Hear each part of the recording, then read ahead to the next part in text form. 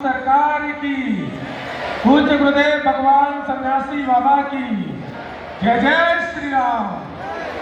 आप सभी अपने स्थान पर विराजमान हो जाएं। बागेश्वर धाम पावन तीर्थ में पधारे बागेश्वर धाम परिवार के सभी धर्म प्रेमी, आस्थावान और कथा रसिक एवं घर बैठकर शाम 7 बजे से सत्संग चैनल के माध्यम से देखेंगे सभी भक्त, आप सभी का बागेश्वर धाम परिवार की ओर से स्वागत, वंदन, अभिनंदन करते हैं। एवं मुख्य यजमान परिवार डॉक्टर जादवी एवं पुणे से पधारे श्री अब्बा राव जी, मुख्य यजमान परिवार जिन्हें संकल्प लिया कि बागेश्वर धाम पावन तीर्थ में गुरुदेव भगवान के मुखारबिंद से हम श्रीमद् भागवत महापुराण श्रवण करेंगे।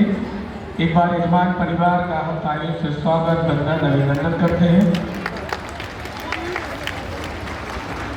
यजमान परिवार के संकल्प से ही हम आप सभी को सौभाग्य प्राप्त हुआ कि गुरुदेव भगवान के मुखारबिंद से हम आप सभी भी बागेश्वर धाम पावन तीर्थ में कथा श्रवण कर रहे हैं।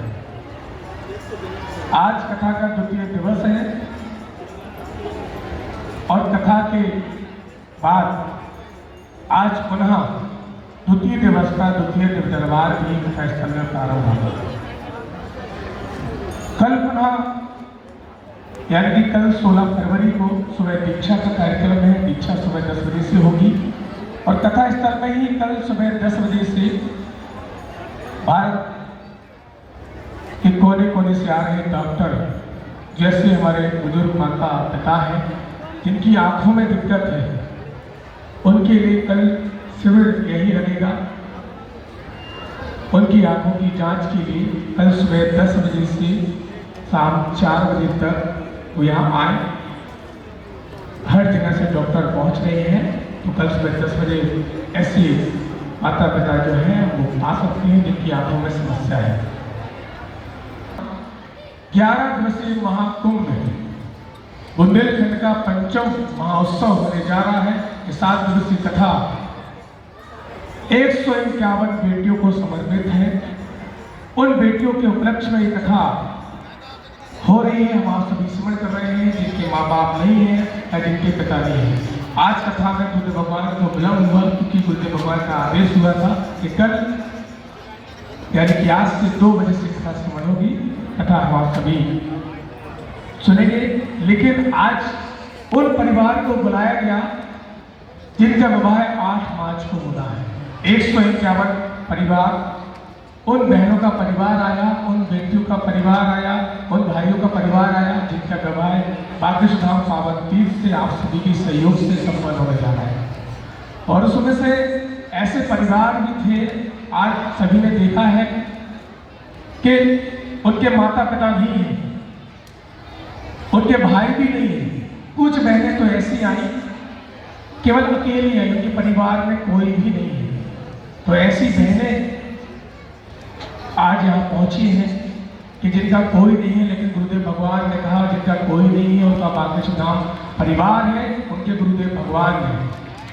और उन बहनों का कन्यादान भी स्वयं गुरुदेव भगवान और बागेश्वर धाम परिवार लेने जा रहा है जिनका कोई नहीं है। और ये हम सबका सौभाग्य है कि हम ऐसी बहनों का कन्यादान ले रहे हैं और ऐसे बहनों के विवाह में हम आप सभी पहुंच रहे हैं। ये हम सबका परम सौभाग्य और ऐसी बहनों के विवाह में हम अपना तुलसी पत्र भी अर्पित कर रहे हैं। तो कहते हैं कि सबसे बड़ा दान कन्यादान होता है। अगर आपके थोड़े से ही सहयोग से, थोड़े से ही तुलसी पत्र अर्पित करने से एक बेटी का घर बस रहा है, तो इससे बड़ा कोई भी पुण्य नहीं। और आप देखेंगे बागेश्वर धाम सरकार का जो यूट्यूब चैनल है, कल आप देखेंगे कि ऐसी बहनें वहाँ पहुँची थी, ऐसे परिवार कि आपको देख के आपकी आंखें भर आएगी। ऐसा परिवार आज वहाँ मौजूद है, अभी भी मौजूद है। उनको गुरुदेव भगवान ने स्वयं लहंगा जो बहनों के लिए, बेटियों के लिए मंगवाया था, वो लहंगा दिया। और जो भाई आए थे, जो उनको हमारे भाई आए थे, उनको सूट भी दिया। ऐसे परिवार को आज गुरुदेव भगवान ने आशीर्वाद पुनः अपनी बेटियों को आशीर्वाद दिया, तो हमें भी अपने सामर्थ्य अनुसार उन बेटियों के विवाह में अपना तुलसी पत्र अर्पित करना चाहिए। और आप अवश्य पहुंचे 1 मार्च से 8 मार्च के बीच में आप अवश्य पहुंचे। 8 मार्च को तो आप सभी को आना ही है और उन बेटियों को आशीर्वाद देने आप अवश्य पहुंचे। भाई अपनी बहन को आशीर्वाद देने अवश्य पहुंचे और उनके विवाह में आप सभी शामिल हो। इसी तरह गुरुदेव भगवान ने ऐसे भारत के अमर शहीद जवान जो है, जो सरहद पर रह करके हम आप सभी की सुरक्षा में 24 घंटे वहाँ खड़े हैं और हम चैन की नींद आराम से सो रहे हैं। 108 अति विष्णु महायज्ञ पाकिस्तान पावन तीर्थ पर होने जा रहा है। उसके लिए भी आप यजमान बन सकते हैं। यजमान बनकर आप पुण्य लाभ प्राप्त कर सकते हैं। तो आप सभी को 151 कन्या विवाह महोत्सव में आप सभी को शामिल होना है, साधारण आमंत्रित है। और 108 कुंडी यज्ञ में भी आप यथाशक्ति के अनुसार आप यजमान बन सकते हैं और पुण्य के भागीदारी बन सकते हैं। अधिक जानकारी के लिए आप कार्यालय में संपर्क कर सकते हैं। आइए चलते हैं आज की द्वितीय दिवस की श्रद्धापन महापुराण में गुरुदेव भगवान के मुखारविंद से हम आप सभी कथा रसपान करेंगे। गुरुदेव भगवान के श्री चरण में प्रणाम करते हुए बोले बागेश्वर धाम सरकार की, पूज्य गुरुदेव भगवान सन्यासी बाबा की, गौ माता की, अन्नपूर्णा माई की, भारत हिंदू राष्ट्र की जय जय श्री राम।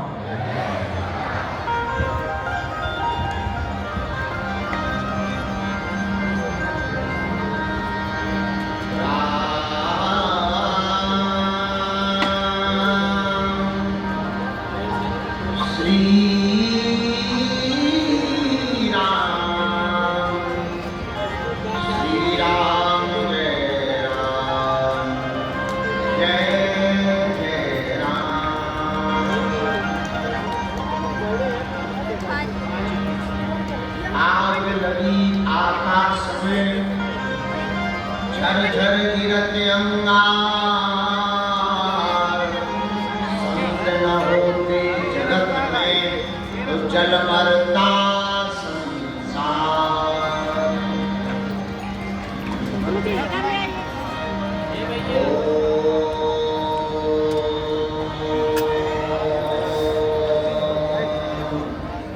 हरि ओम हरि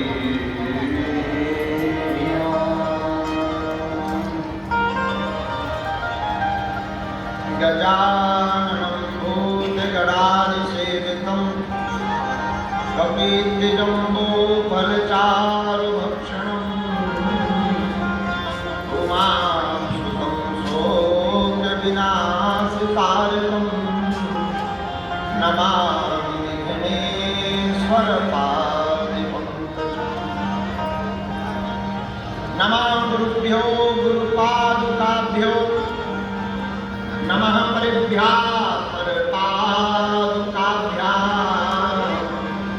आचार्य सिद्धेश्वरपादुकाभ्यो नमोस्तु सीतापतिपादुकाभ्याम्। श्री सीतानाथ समारम्भा श्री रामानन्दाय मध्यमा अस्मदाचार्य पर्यन्तां वन्दे श्रीगुरु परम्पराम्। श्री सीतानाथ समारम्भां श्री रामानन्दाय मध्यमाम् अस्मदाचार्य पर्यन्तां वन्दे जगद्गुरु वन्दे दातारु वन्दे श्रीगुरु परम्पराम्। लोकाभिरामं धीरं राजीवनेत्रं रघुवरं सनातनं कारुण्यरूपं करुणाकरं श्रीरामचन्द्रं शरणं प्रपद्ये। मनोरमा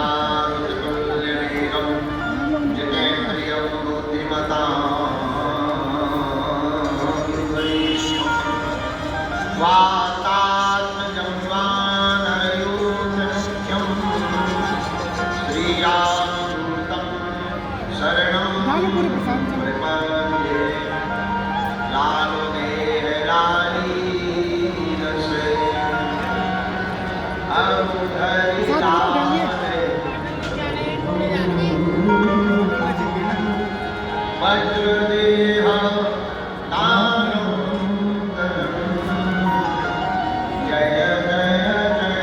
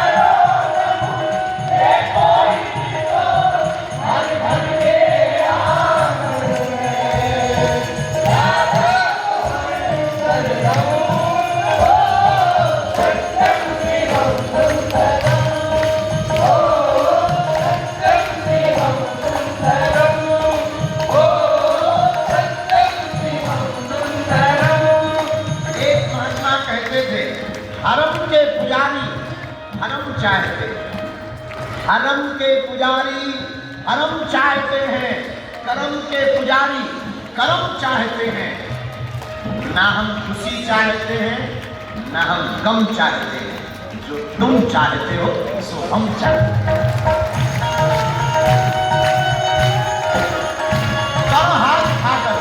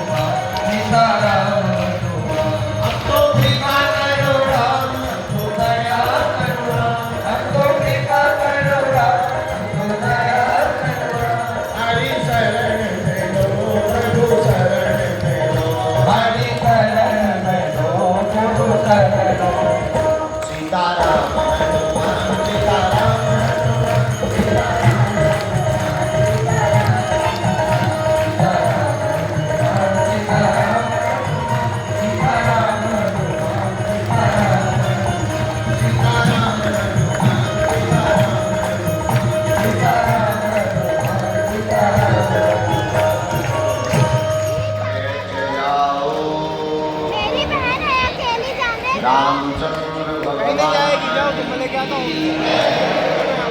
माता की, गंगा मैया की, भारत माता की, चंडी माता की, गुरु गोविंद भगवान की, बागेश्वर धाम की, श्री सन्यासी बाबा की, दादा गुरुजी महाराज की, सब संतन की, भारत भूमि की, सनातन धर्म की, अपने अपने दाई बाप की, राम भगवान की, सीताराम भगवान की, सन्यासी बाबा की, बागेश्वर धाम के बागलों की, बड़ा ग्राम वासियों की, संगना मदिया हटवाहा कुमड़ी वालन की,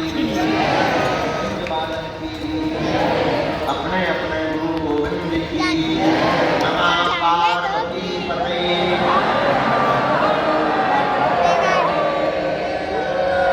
साधु जी जरा जोर से तो बोलो।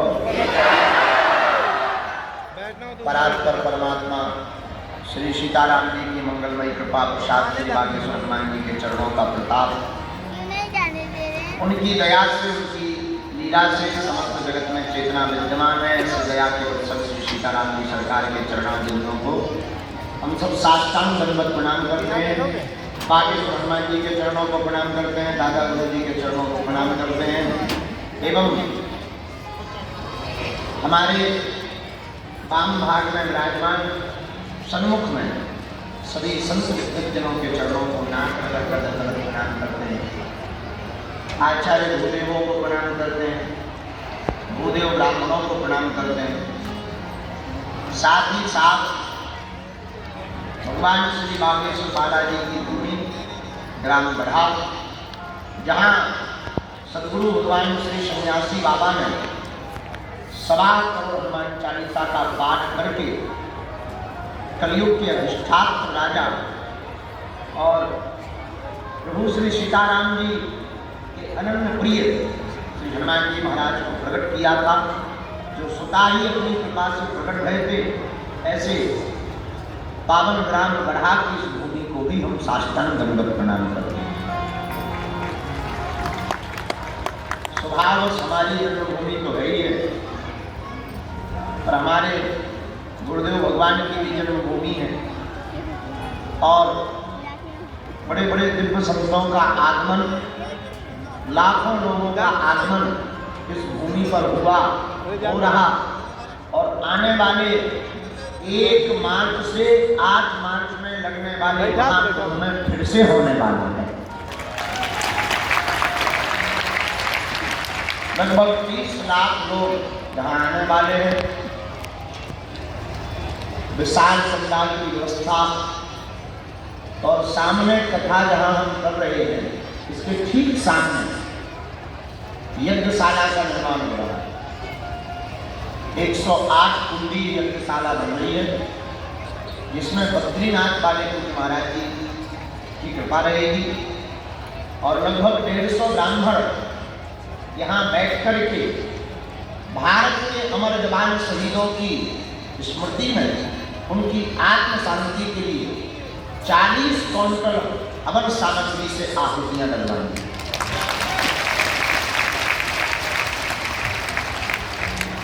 और इस यज्ञ के मध्य में 8 मार्च को 151 बेटियों का पाणी ग्रहण संस्कार मंडप के अंतर्गत होगा। लगभग 10 से 12 लाख लोग 8 मार्च को भंडारा प्रसाद पाएंगे और आगामी 2 और 3 मार्च को यही इसी पंडाल में हम अभी 25 तक तो 1-1 घंटे का दरबार लगाएंगे पर महादिव्य दरबार 2 और 3 मार्च को यहीं पर लगाएंगे। और 5 तारीख को सन्यासी बाबा की साधना देंगे।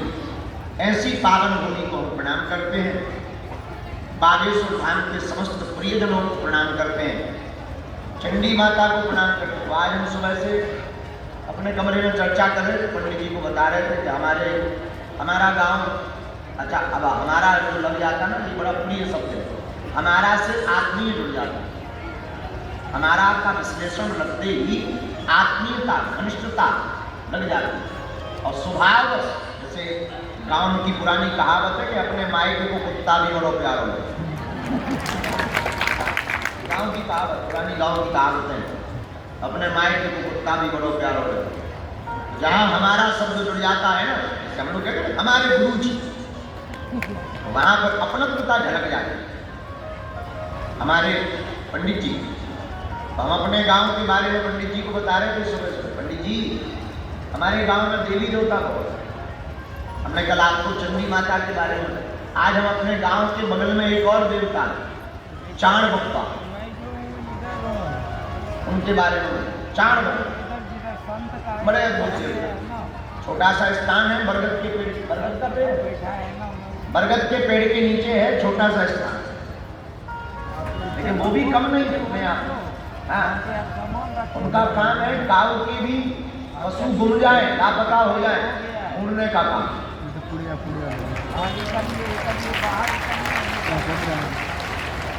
और तो छोड़ो, हमारी बिल्कुल आंखों देखी बात, हम गांव की बात कहीं सुनी पे बहुत कम भरोसा करते हैं, अपनी आंखों देखी बात।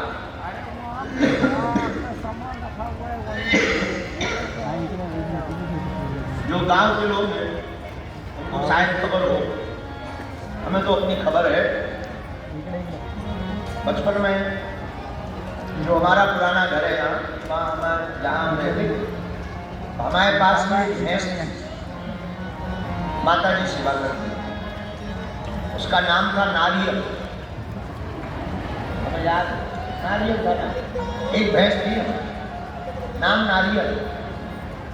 तो जो भैंस माता जी कई बार चारों काट ले जाती, हम भी कई बार साइकिल लेके चले जाते थे। बचपन की सबकी स्मृतियाँ हैं।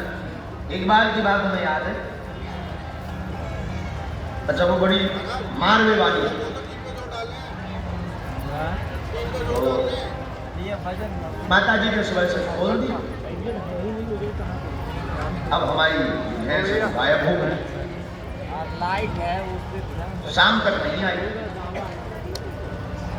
माता, हम बहुत छोटे ही थे, बिल्कुल सच बात बता रहे हैं, गांव के लोगों को, हम गांव ही में बैठ के बता रहे हैं, तो गांव के लोगों को तो स्मरण ही हो, पंडित जी को तो हो गई। तो जब वो घूम गई तो अब गांव के सीधे साधे दो माता जी लोग खूब ढूंढे, हमने भी ढूंढो, पिताजी भी गए, हम बच्चे ही थे, अब रात को कहाँ जाए। तो हमारी आंखों देखी बात कि माता जी ने 2 नारियल अलमारी में रखे थे। एक छोटी सी झोपड़ी, एक ही कमरे में रहते थे, कच्चा कमरा था, उसी में पूजा, उसी में सब कुछ रहता था, उसी में लेटना, उसी में खाना पीना। तो वहीं पर एक छोटा सा आपको क्या कहें, अब आप कौन भाषा में समझोगे, हमारे बुंदेलखंड में उसको आरो का हो जाता, आरे में 2 नारियल रखे थे। नारियल उठा के हमारी माता जी ने कहा, ये चाण बब्बा सच के हो, हम तुम्हें 2 नारियल चढ़ा दी, हमारी भैंस आ जाए। मुड़ने नहीं जाना पड़ा, सुबह 8:30 बजे सुता ही कोई हाँक करके दरवाजे पे छोड़ गए।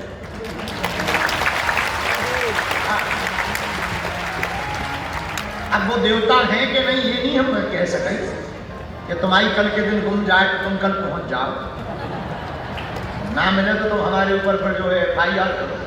अब वो देवता हैं या नहीं ये नहीं हम कह सकते, पर हमारे सामने का ये प्रत्यक्ष चमत्कार है।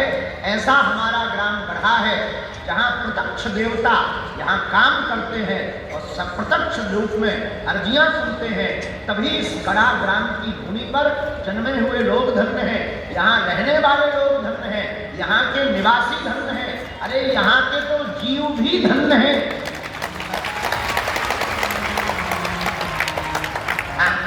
ये इसलिए नहीं कह रहे कि हमारी जन्मभूमि है तो हम मेहमानदार हैं, ना ना ना, हमने अनुभव किया।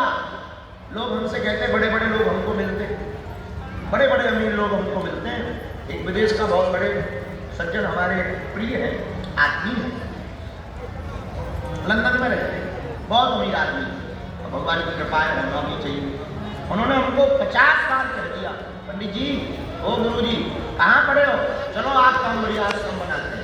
लेकिन सच बता दें, हमसे कोई पूछे कि आपको गुरु जी प्रिय कहाँ लगता, हमारा तो मंतव्य यही कहता, हमको कोई कहीं ना लेगा, यही कथा करवाए, यही करवा देगा। ऐसा कहना नहीं चाहिए, पर भगवान श्री बागेश्वर बालाजी के चरणों में यही प्रार्थना है कि जब भी भगवान करे, हम अपने आप को ही आशीर्वाद दे रहे हैं, कब भी आई हो हमारी, कि जब भी तंत्र के प्राण छूटे तब बागेश्वर हनुमान जी और सन्यासी बाबा के घोड़े में ही छूटे। ये हमारा गढ़ा है, ऐसी पावन भूमि गढ़ा है, ऐसे पावन तीर्थ गढ़ा में बागेश्वर हनुमान जी बालाजी जहाँ विराजमान है, उस भूमि को प्रणाम करके आप सब लोग जो आज की कथा में बैठे हैं, आप सबको भी हम सिया राममय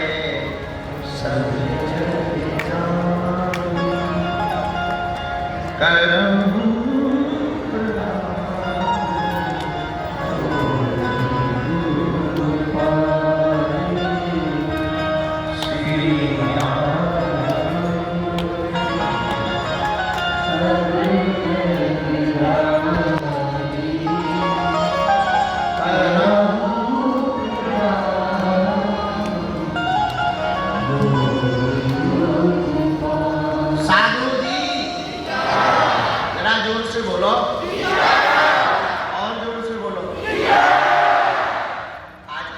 दूसरा दिन है, हम लोग श्रीमद् भागवत कथा की चर्चा कर रहे हैं। बड़ा सौभाग्य है कि बागेश्वर धाम पर हम 2, 3, 4 साल बाद हनुमान जी बागेश्वर बालाजी को कथा सुना रहे हैं। ये हमारा सौभाग्य है, गुरुदेव की कृपा है।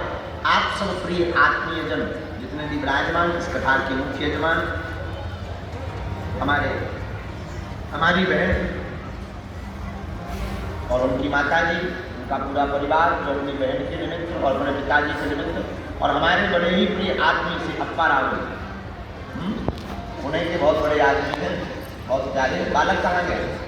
अरे डरको, हाँ सीताजी, हाँ, इनका बालक, सब लोग बैठकर कथा को श्रवण कर रहे हैं। हनुमान जी की कृपा, मेरे प्रियजनों, खैर चर्चा तो चलती रहेगी।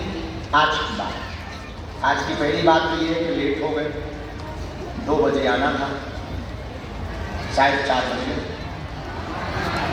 5 बजे, इतनी घड़ी लेट आप लोग कितने टाइम से चलते हैं,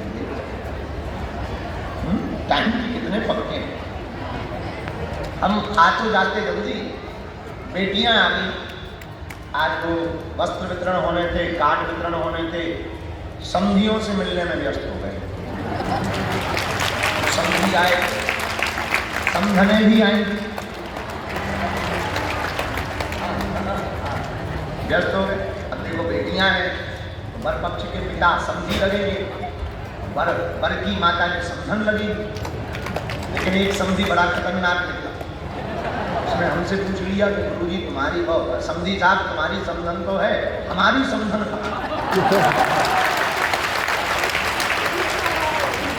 उसको कोई जवाब नहीं दे पाए। उनका होगी कहीं, क्या बता दो, कोई जवाब नहीं दिया, चुप हो गए थे।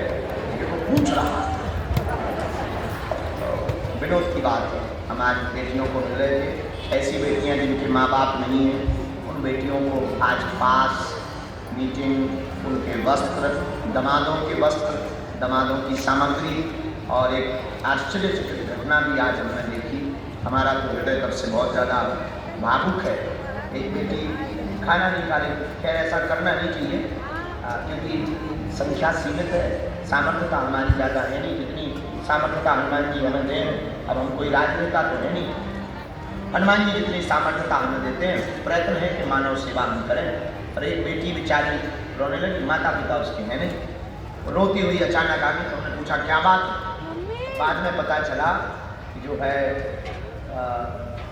उसकी शादी तय हो गई, तो घर पे कुछ नहीं, तो वो उसकी बहन बेचारी रो रही थी बहुत ज़्यादा, तो हमसे रहा नहीं गया। और उस बेटी को फिर हमने अंत तो गत्वा ये किया कि 151 तो हो गए, भले ही बढ़ जाएंगे, भगवान व्यवस्था करेंगे, इस बेटी का भी पूरी सामग्री से यही से मंडप से विवाह करना है।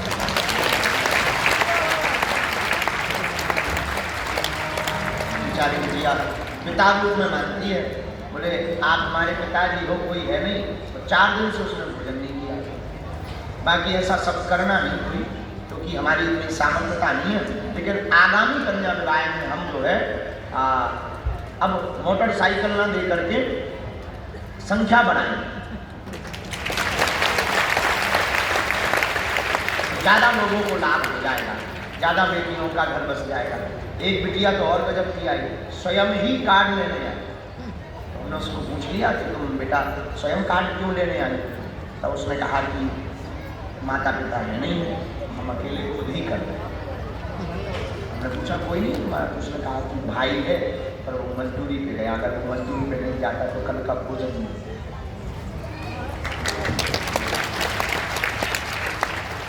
बिटिया भी जो है आई, उसको भी मिले, उसका भी फिर सामान दिया, और उस बिटिया के लिए उसका जो पिता जो जहाँ शादी हो रही उस परिवार को बुला के उन्होंने कहा ऐसी बेटियों की जो विवाह होते हैं हृदय मुझे लगता है हनुमान जी देखो करवा तो आप ही लोग रहे, हम तो निमित्त हैं, हम तो केवल बोलने वाले हैं, हनुमान जी महाराज करवा ले। और भगवान ऐसी अभी की घटना है, शायद उनके पास में कैमरा पे वो भी होगा, जहाँ तक हमें याद है वो बेटी का कैमरे पे है क्या, जिसकी माता पिता नहीं है, उसमें है उस बेटी का जो है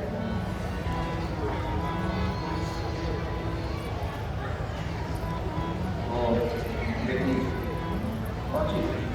हनुमान जी की शान, भगवान की बात है, किसी को भी ऐसे दिन देखने को ना मिले, क्योंकि जीवन बड़ा विचित्र होता है, इस जीवन में कोई खुशी का नहीं होता। पर हनुमान जी महाराज एक कृपा करें, इस कन्या विवाह महोत्सव से पूरे भारत के मंदिरों में ऐसी क्रांति लावे कि भारत के हर मंदिर से गरीब बेटियों का विवाह है।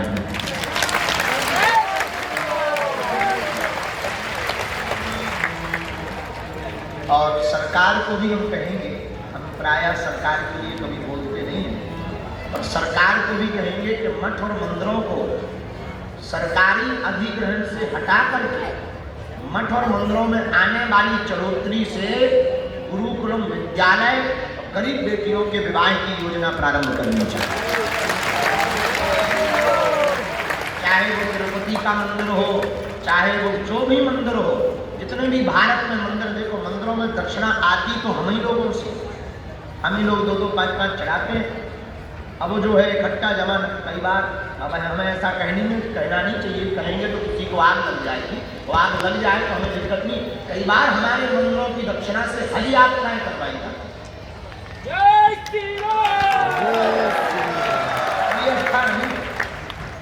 मठ और मंदिरों की आने वाली चढ़ोतरी से हमारी प्रार्थना है एक एक विद्यालय हर साल गरीब बेटियों का विवाह कराएंगे तो समाज भी संगठित रहेगा, हिंदुओं में एकता भी होगी, मंदिरों में भीड़ भी बढ़ेगी और मंदिरों पर श्रद्धा भी बढ़ेगी और मंदिर भगवान की मूर्ति के साथ साथ समाज का भवन भी हो जाएगा।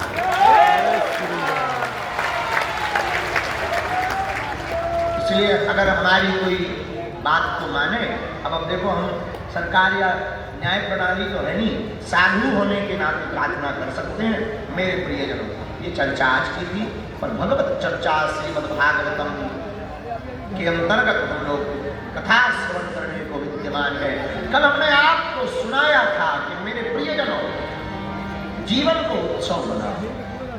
भागवत मृत्यु को महोत्सव बताती। भागवत कहती मरना तय है, पर मरो भी तो शहंशाह की तरह है। आज भी हमने विचार किया, पर हमारे मन में एक सवाल साधु कहते हैं, दो बातन को भूल मत जो चाहत कल्याण। कौन सी दो बात है? नारायण एक मौत को तुझे श्री भगवान। आप अगर अपना कल्याण चाहते हो तो दो बातों को मत भूल जाना। कौन सा? एक मौत, मृत्यु तय है, दूसरा भगवान ही अटल सत्य है। मृत्यु सत्य है पर परमात्मा परम सत्य है, इसके अलावा जगत मिथ्या, कोई किसी का नहीं। इसलिए हमने मेरे पागलों याद रखना, मेरे प्रियजनों, जन्म के बाद मृत्यु तय है। आपका जन्म हुआ, कुछ तय हो या ना हो, मृत्यु तय है। इसलिए मेरे प्रियजनों, मेरे आत्माओं, भागवत से आप कुछ सीखो या ना सीखो, एक बात सीख लो। पूछो क्या? जिंदगी को उत्सव बनाओ और मृत्यु को महोत्सव बनाओ। जीवन को उत्सव बनाओ। उत्सव का मतलब प्रसन्नता, उत्सव का मतलब जो सुख है उसी में प्रसन्न। उत्सव का मतलब जो भगवान ने दिया, इतना दिया सरकार ने मुझे, जितनी मेरी औकात नहीं, इतना दिया सरकार ने मुझे। क्या? जितनी मेरी औकात नहीं, एक तो कर्म है उनका वरना, ये तो कर्म है उनका वरना, मुझे में तो कोई ऐसी बात नहीं, इतना दिया सरकार। भगवान ने इतना दिया, मेरे आत्मा परमात्मा ने क्या नहीं दिया? विचार करना। भगवान ने दो आंखें दी, कान दिए, नासिका दी, मुख दिया, कपाल दिया, हाथ दिए, पैर दिए। विचार करो तुम कितने अमीर हो। किसी के तो पैर ही नहीं, किसी की तो आंखें ही नहीं, किसी के तो मुख ही नहीं, और तुम कितने धनवान हो। देख सकते, सुन सकते, गा सकते, खा सकते, चल सकते, भी क्या कम है? कोई आदमी हमको मिला, हमने उसको कहा अब ये नहीं बताएंगे कि वो हमारे गांव का आदमी। एक आदमी हमको मिला, उन्होंने बहुत गरीब पता हो क्या दिक्कत? उन्होंने नहीं बहुत गरीब है, जिंदगी बेकार है, ऐसी जिंदगी का कोई काम नहीं। तो हमने उसको जांचने के लिए कहा कि अगर तुम्हारी जिंदगी बेकार है तो एक काम करो, 60,000 रुपया ले लो, अपनी एक आंख ही दे दो। पागल हो? बिल्कुल नहीं दे सकते। हम कपड़े भाई 1 लाख ले लो, दोनों आंख ही दे दो। मूर्ख को बिल्कुल भी नहीं दे सकते।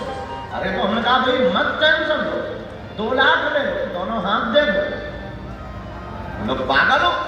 हम नहीं दे सकते। 1 करोड़ में, जब 1 करोड़ में तो कुछ दे नहीं सकते और तुम कहते कि हम बहुत गरीब हैं। इतना करोड़ों का तन पाकर के भी तुम गरीब बता रहे हो। भगवान ने करोड़ों का तन दिया है, इस तन के अंदर बैठा हुआ मन भगवान में लगाओ। इसलिए मेरे प्रियजनों, जातस्य ही ध्रुवो मृत्यु भगवत जन्म तस्य चा। जिसका जन्म हुआ वो मरेगा, जो मरेगा वो पुनः जन्म लेगा। जो दिख रहा वो नष्ट होगा, जो दिखाई पड़ रहा पृथ्वी पर एक दिन नष्ट होगा। मनुक दास बाबा गाते हैं, बाबा यह मुर्दऊ का बाबा यह मुर्दऊ का बाबा यह मुर्दऊ का।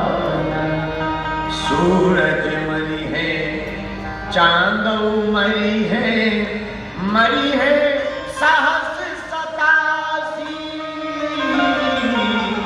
सूरज मरी है, चांदऊ मरी है सहस 87। इस पृथ्वी पर कोई बचने वाला नहीं है। जो आया वो जाएगा, और तुम रो कर जियो या हंस कर जियो यारो, तुम्हें खुद जिंदगी जीनी पड़ेगी। याद रखना, राम हो, गौतम हो या बुद्ध हो, सबको अपना अपना युद्ध ही लड़ना। राम को अपना युद्ध लड़ना, भगवान कृष्ण को भी अपना युद्ध स्वयं लड़ना पड़ा, गौतम बुद्ध को भी अपना युद्ध स्वयं लड़ना पड़ा, मीरा को भी अपना युद्ध स्वयं लड़ना पड़ा, मीरा ने सूरदास को भी अपना युद्ध स्वयं लड़ना पड़ा, भैया रैदास को भी अपना युद्ध स्वयं लड़ना पड़ा, महावीर को भी अपना युद्ध स्वयं लड़ना पड़ा। मेरे प्रियजनों, कोई किसी का नहीं है, तुम्हें भी खुद लड़ना पड़ेगा। सब अपना अपना युद्ध लड़ते हैं। इसलिए अपने मन को डेवलप करो, अपने ब्रेन को डेवलप करो और अपने ब्रेन को इंप्रूव करो, अपने ब्रेन की साइकोलॉजी को समझो। तुम्हारा दिमाग, तुम्हारी दृष्टि जैसी होगी वैसी तुम्हारी ये सृष्टि। इसलिए बाबा हम कहते तुमसे मरना पक्का, पर मरना तो तय है, पर महोत्सव बनाकर हम नहीं कह रहे। तुलसीदास बाबा ने कहा, तुलसी जब तुम आया जगत में, जग हंसा तू रोए, कुछ करनी ऐसी कर चलो, तू हंसे जग रोए। तुलसीदास जी कहते, जब तुम जगत में आया तो जैसे ही बेटा हुआ या बेटी हुई, घर वाले बड़े खुश हो गए। बैंड बाजा बुलाओ, मिठाई वाला लाओ, बंदूक लाओ, ठा ठा ठा। क्या हुआ? बेटा हुआ है, मिठाई लीजिए, नारियल फोड़ो, बिटिया हुई है, जय जय। लेकिन जो हुआ है वो रो रहा, कहाँ आ गए, कहाँ आ गए, कहाँ आ गए, कहाँ आ गए। बाबा कहते हैं, जिसने जन्म लिया वो रो रहा, लेकिन जिसके घर जन्म हुआ वो हंस रहा। तुलसी जब तुम आया जगत में, जग हंसा तू रोए, और कुछ करनी ऐसी करी चलो, तुम हंसे जग रोए। कुछ ऐसा काम करके मर जाओ, कैसा? लोग रोते रह जाएं। ये महापुरुष हमारे बीच से चला गया और तुम मुस्कुराते हुए समझ जाओ कि मृत्यु तो तय है, मरना तो तय है, रोना किस बात का है। मेरे पागलों, इसी का नाम भागवत है। बाबा यह मुरुदास, बाबा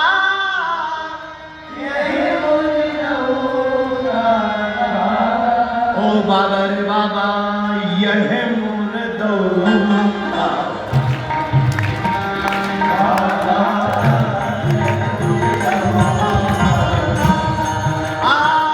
यह मुर्दऊ का यह मुर्दऊ का बाबा रे बाबा यह मुर्दऊ का।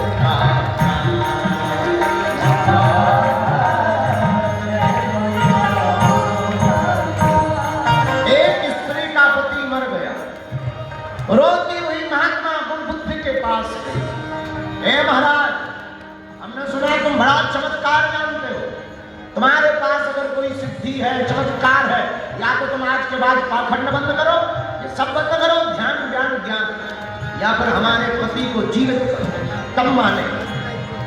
महात्मा बुद्ध मुस्कुराकर बोले, बात तो सही है पति की, बेटी तेरा पति मैं बचा सकता हूं, तुम्हारे पति को मैं जीवित कर सकता हूं, और शर्त एक है, क्या? मुझे कुछ सरसों चाहिए।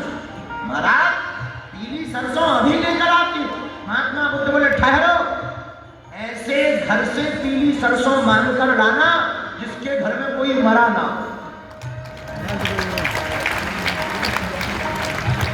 स्त्री पूरे गांव में कोई ऐसा मिला ही नहीं जिसके घर में कोई मरा ना हो।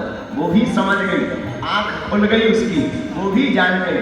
इसलिए मनुष्य को बोले, ओ बाबा यह मुर्दों का बाबा यह मुर्दों का ओ बाबा यह मुर्दों का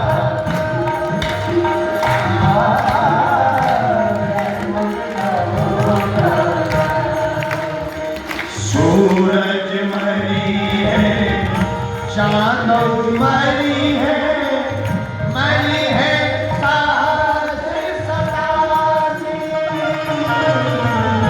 सूरज मरी है, एक दिन चांद मरी है सास सतासी। सूरज भी जाएगा, चांद भी जाएगा, 87-88 ऋषि भी बचने वाले। सूरज मरी है, चांद मरी है सास सतासी। सूरज मरी है, चांद मरी है सास सतासी। पृथ्वी पर एक टिकेगा, इस पृथ्वी पर एक टिकेगा, सारे जग में एक टिकेगा, सारे जग में एक टिकेगा, जो कहलाए अविनाशी हो, जो कहलाए अविनाशी। यह मुर्दों का बाबा, यह मुर्दों का बाबा, यह मुर्दों का। ओ बाबा रे बाबा रे बाबा रे बाबा, यह मुर्दों का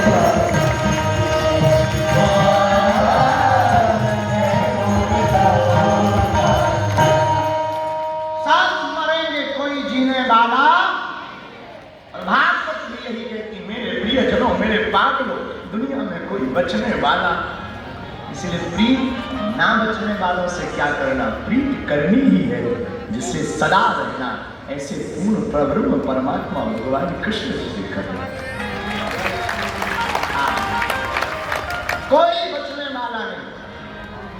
साधक एक बात, मृत्यु अटल है, उसे कोई टाल नहीं सकता। एक संत जी हमको एक कथा सुनाते। एक बार देवराज गुरु के यहाँ सभा लगी, सब गए, गरुड़ जी भी गए, लेकिन गरुड़ जी ने देखा एक चिड़िया बाहर बैठी, चिड़िया। उसी समय यमराज आए। यमराज ने उस चिड़िया को देख करके थोड़ा ठहरे और मुस्कुराए और अंदर चले। गरुड़ जी को लगा कि यमराज की दृष्टि चिड़िया पर गई है, मतलब ये चिड़िया को मारेगा, क्या उपाय है बचाने का। तुरंत गरुड़ जी ने पंजे में चिड़िया को पकड़ा, चिड़िया फड़फड़ाई, लेकिन गरुड़ जी हजारों किलोमीटर दूर दौड़ करके उड़कर ले गए, एक शिला के ऊपर जा करके रख दिया ताकि इस चिड़िया को यमराज मार ना पावे। वापस आए जैसे ही वापस आए तो सभा हुई, सभा होकर के सब निकले तो यमराज भी निकला, गरुड़ जी भी निकले। गरुड़ जी ने कहा यमराज भाई बुरा ना माने तो एक बात पूछे। हाँ पूछो। जब वो चिड़िया बाहर बैठी थी तो आप मुस्कुराते हुए अंदर क्यों चले गए? यमराज बोला महाराज हम इसलिए अंदर गए थे कि हम सोच रहे थे कि हमने उसका भाग्य पढ़ा, उसके भाग्य में लिखा था कि इस चिड़िया को 4 बजे हजारों किलोमीटर दूर अजगर एक पत्थर पर खा जाएगा, पर हम सोच रहे थे वो अजगर यहाँ कहाँ है, हजारों किलोमीटर ये जाएगी कैसे? गरुड़ जी का दिमाग खराब हो गया। महाराज ये क्या है? तो यमराज बोले चिड़िया कहाँ है? गरुड़ जी बोले हम छोड़ आए। इसलिए छोड़ आए ताकि चिड़िया को तुम मार ना पाओ। यमराज जी बोले उसका तो नाश्ता बन गया है, ब्रेकफास्ट हो गया है। देखो 4 बज गए क्या? बोले 4:15 हो गए। बोले 15 मिनट नाश्ता का तो पचना भी प्रारंभ हो गया है। इसीलिए हमने कहा बाबा यह बाबा रे बाबा नहीं कुछ भी इस दुनिया में टिकाऊ नहीं है। सत्य तो केवल परमात्मा है। कौन सत्य है? रहने वाला कौन है? लेकिन एक बात, क्या एक संत कहते थे काहे न पावक जारी सके, काहे न सिंधु समाय, काहे न करे अबला प्रबल, काहे न काल खाए। किसको अग्नि जला नहीं सकती? सबको। समुद्र में क्या नहीं समा सकता? सब कुछ। काल, काल यानी समय, किसको नहीं खाता? सबको खाता। अच्छा, अग्नि में क्या नहीं जल सकता? सब कुछ जल सकता। लेकिन एक संत ने तुरंत जवाब दिया, बोले सुनो, पाप न पावक जारी सके। अग्नि में सब कुछ जल सकता है लेकिन पाप नहीं जल सकते हैं। पाप न पावक जारी सके, यश न सिंधु समाय। समुद्र में सब कुछ समा सकता है लेकिन किसी की यश कीर्ति का सम्मान नहीं समा सकता। तो पाप न पावक जारी सके, यश न सिंधु समाय। और सुत नहीं अबला जन सके। अकेली स्त्री सब कुछ कर सकती है लेकिन संतान उत्पन्न नहीं कर सकती। तो सुत नहीं अबला जन सके, नाम न काल खाए। काल सबको खा सकता लेकिन नाम को नहीं खा सकता। तो काम कुछ ऐसा कर जा, मरने के पहले यार नाम तू अपना कर जा। काम क्या कर जा? ऐसा काम कर जा कि मरने के पहले नाम हो जाए। आदमी चला जाता है जिंदगी से बहुत दूर, नाम रह जाता है सदा सदा के लिए इस जिंदगी में। इसी का रहा मीरा, दस्तान, रैदास, प्रहलाद, ध्रुव, सबरी, इन सब का नाम आज भी पृथ्वी पर है। अरे